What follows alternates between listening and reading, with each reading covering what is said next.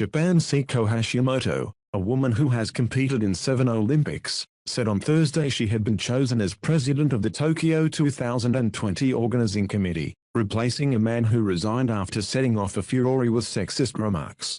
Yoshiro Mori, 83 and a former Prime Minister, resigned as Tokyo 2020 president last week after saying women talk too much, a fresh blow to an event already marred by an unprecedented delay of a year due to the coronavirus pandemic and strong public opposition.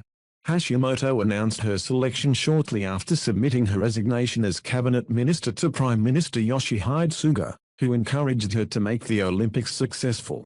Seiko Hashimoto, was selected as head of the Tokyo Olympics and Paralympics Organizing Committee, Hashimoto told a meeting in which she was chosen as the new chief. As I'm taking on such a grave responsibility, I feel I need to brace myself. Hashimoto faces a raft of tough issues, including taking the helm of one of the world's biggest sporting events with less than half a year left until its start, as well as making sure athletes and officials are kept safe from the coronavirus. Born days before Japan hosted the 1964 Summer Games, Hashimoto took part in 4 Winter Olympics as a speed skater and 3 Summer Olympics as a cyclist. Her name comes from a Chinese character used for the Olympic flame, and she lived up to it, ultimately took part in the most Olympics of any Japanese woman. The highest medal she received was a bronze in speed skating at the 1992 Albertville Winter Games.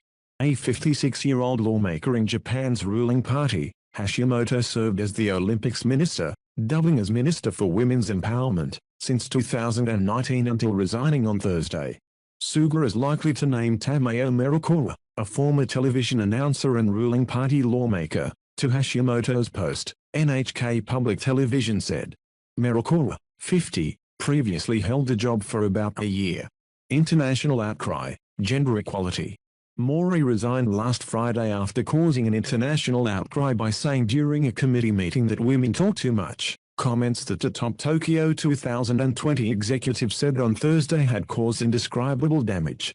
He initially defied calls to step down, but growing anger at his remarks and a petition drive led by a 22-year-old student and activist, among others, helped seal his fate even in a nation still struggling with gender equality.